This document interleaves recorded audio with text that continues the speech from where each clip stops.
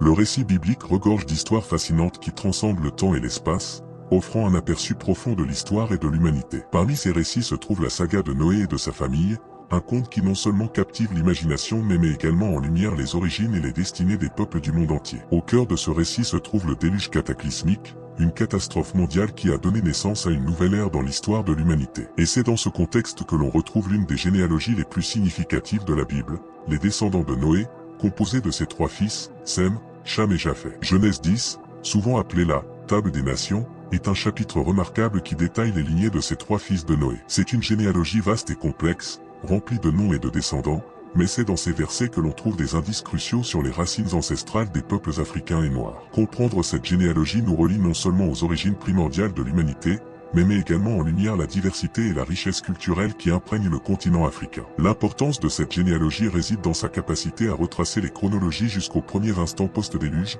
lorsque l'humanité s'est répandue et diversifiée sur la Terre. Sem, Cham et Japheth représentent non seulement des individus mais aussi des groupes ethniques et des nations qui ont émergé de ce moment critique de l'histoire. Et c'est le fils de Noé, Ham, qui joue un rôle de premier plan dans l'histoire des peuples africains. Le jambon, dont le nom signifie « chaud » ou « chaud » dans plusieurs langues anciennes, est souvent associé à la région africaine et à l'Égypte ancienne. Sa descendance, comme le rapporte Genèse 10, comprend des personnages éminents tels que Cush, Misra et Pu, qui sont devenus les ancêtres de plusieurs nations africaines. La mention spécifique de Misraïm comme ancêtre des anciens Égyptiens souligne l'importance de Cham dans l'histoire du continent africain, en particulier si l'on considère le rôle central de l'Égypte dans la civilisation ancienne. De plus, le nom de Cham lui-même et son association avec le mot « chaud » suggère un lien intrinsèque avec le climat et l'environnement africain. Ce lien linguistique n'est pas une simple coïncidence, mais plutôt le reflet des racines profondes de Cham et de ses descendants sur le continent africain. C'est ce lien ancestral qui résonne à travers les âges, façonnant jusqu'à aujourd'hui l'histoire et l'identité des peuples africains. Cependant,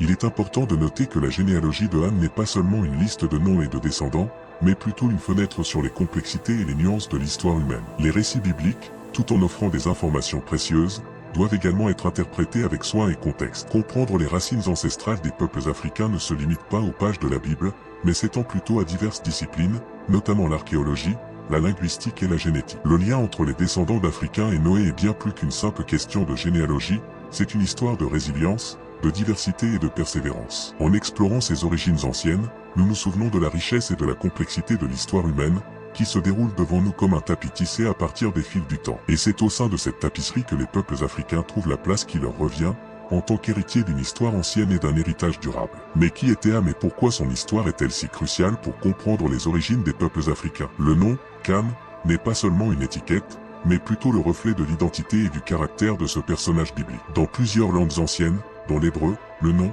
jambon, se traduit par chaud ou chauffé. Il ne s'agit pas d'une coïncidence fortuite, mais plutôt d'une indication puissante de votre teint et de votre lien intrinsèque avec l'environnement et le climat de l'Afrique. Mais Ham n'est plus qu'un simple nom, c'est un personnage qui joue un rôle important dans le récit biblique. Dans le psaume, nous trouvons l'un des nombreux versets qui mettent en valeur la contribution de Cham à l'origine des peuples africains. Et il frappa tous les premiers-nés en Égypte, les prémices de sa force dans les tentes de Cham. Psaume 78 et 51. Ce psaume résonne à travers les siècles, nous rappelant l'importance durable de Cham dans l'histoire biblique et la formation des peuples africains. Cependant, comprendre l'histoire de Ham va au-delà des pages de la Bible. C'est un voyage qui nous emmène dans les profondeurs de l'histoire humaine et dans la richesse culturelle du continent africain. Cham n'est pas seulement un nom sur une liste généalogique, mais plutôt une pièce essentielle du puzzle de l'histoire africaine, une figure qui incarne la diversité et la complexité de l'expérience humaine. En reconnaissant l'importance de Ham, nous reconnaissons également l'importance des peuples africains dans le récit de l'histoire humaine. Et ce faisant, nous honorons non seulement le passé, mais aussi le présent et l'avenir des peuples africains, qui continuent de façonner et d'enrichir le monde qui les entoure. Dans le riche paysage de l'écriture, le chapitre 10 de Genèse apparaît comme une tapisserie complexe et détaillée qui délimite les lignées des fils de Noé. Parmi ces lignées, les descendants de Cham apparaissent comme l'une des plus importantes, connue sous le nom de peuple hamitique. C'est au sein de cette lignée que l'on trouve des indices cruciaux sur les origines et la diversité des peuples africains. Cush, Misra et Pu sont des figures marquantes de la généalogie de Ham, chacun jouant un rôle unique dans l'histoire et l'identité des peuples africains. Cus, par exemple, est souvent associé aux Éthiopiens et à d'autres nations africaines, tandis que Misra est reconnu comme l'ancêtre des anciens Égyptiens. Ces noms résonnent à travers les siècles,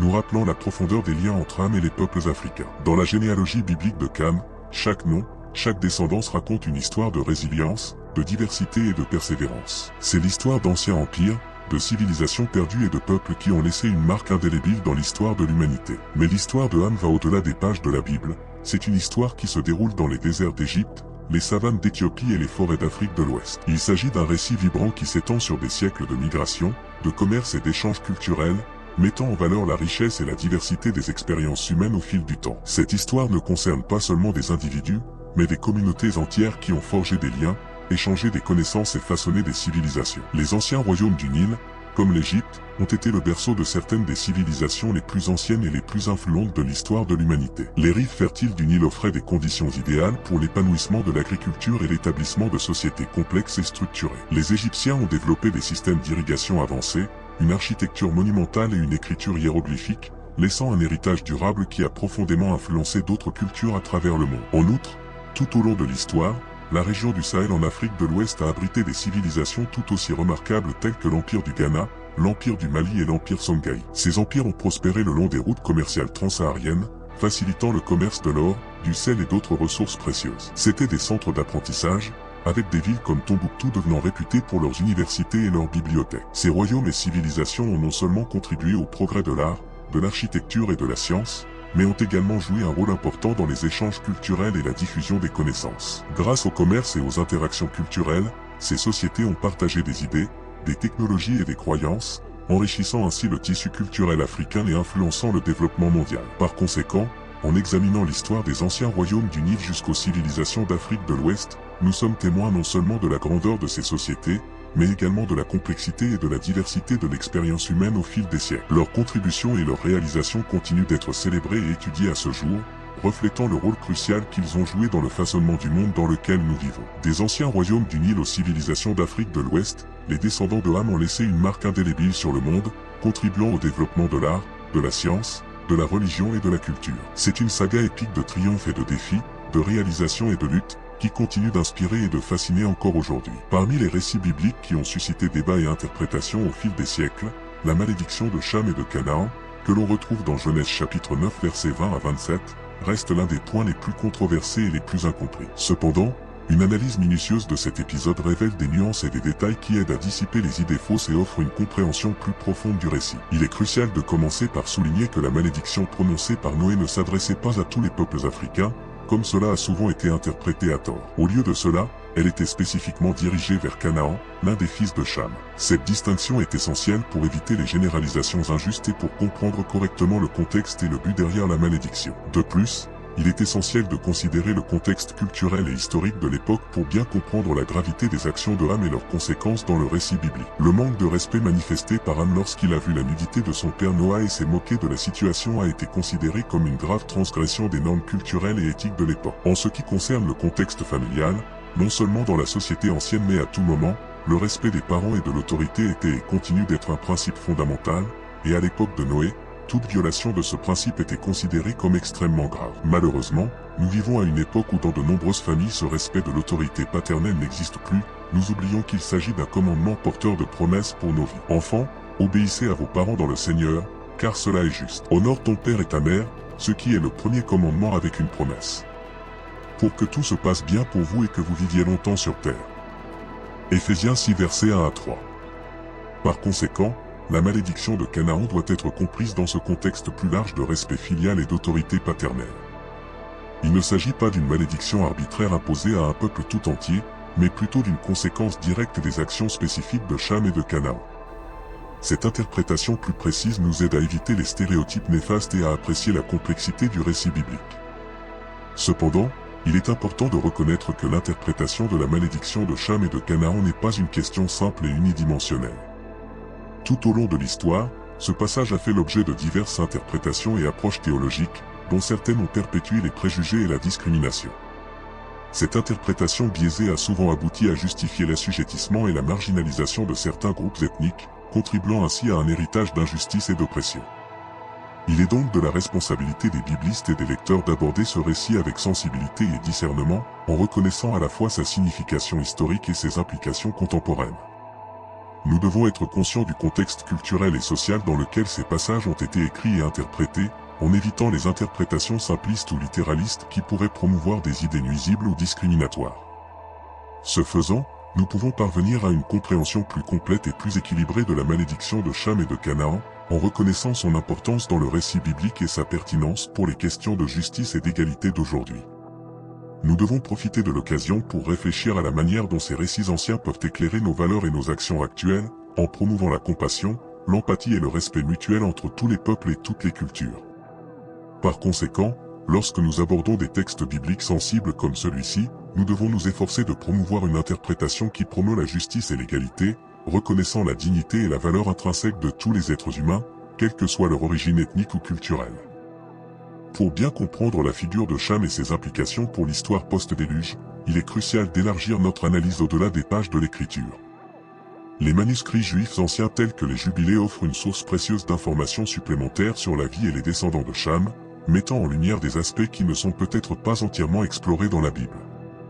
Les Jubilés, en particulier, sont une collection de textes qui élargissent et complètent les récits bibliques, offrant une vision plus détaillée et contextualisée des événements et des personnages mentionnés dans les Écritures. Dans ces manuscrits, nous trouvons des détails intrigants sur les relations familiales de Ham et leur influence sur l'histoire post-déluge. Par exemple, Jubilé décrit les disputes entre les fils de Noé et leurs descendants respectifs concernant les terres et territoires à revendiquer après le déluge. Cham, avec ses enfants et petits-enfants, joue un rôle central dans ces récits, influençant directement le cours des événements et la dynamique géopolitique de l'époque. De plus, Jubilé offre un aperçu des motivations et des intentions derrière les actions de Ham et de ses descendants, dressant un portrait plus complet et plus complexe de cette figure controversée. Ces anciens manuscrits juifs décrivent non seulement des événements et des lignées généalogiques, mais explorent également les dynamiques familiales et sociales qui ont façonné les choix et le destin des personnes impliquées. En examinant ces textes, nous sommes confrontés à des dilemmes moraux et éthiques qui transcendent les simples récits trouvés dans la Bible. Par exemple, les Jubilés peuvent nous présenter des situations dans lesquelles les décisions de Ham et de ses descendants étaient motivées par des conflits internes, des ambitions individuelles ou des pressions sociales. Ces nuances nous obligent à considérer la complexité de la nature humaine et des relations familiales, remettant en question notre compréhension préconçue des personnages bibliques comme étant simplement bons ou mauvais. Face à ces dilemmes moraux et éthiques, nous sommes mis au défi de réfléchir à nos propres valeurs et choix, ainsi qu'à la manière dont ils sont façonnés par des influences internes et externes.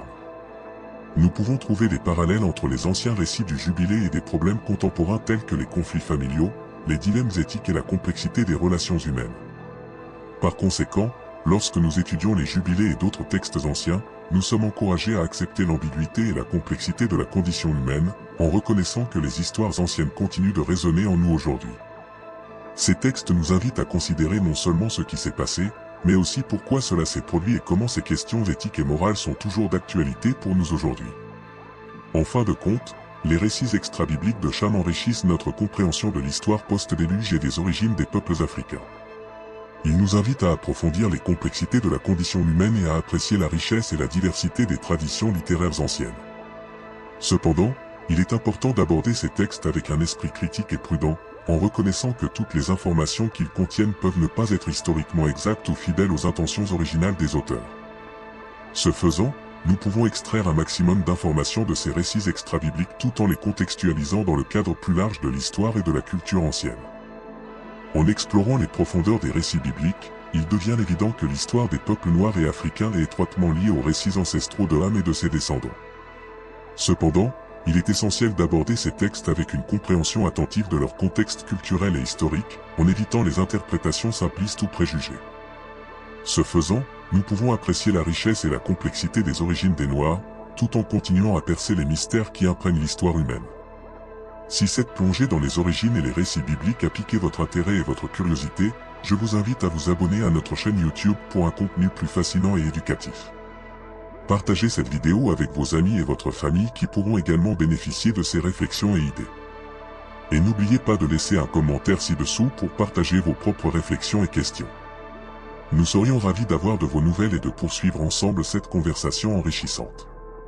Ensemble, nous pouvons continuer à explorer les profondeurs de l'histoire et de la culture, en favorisant la compréhension et l'appréciation de la diversité humaine.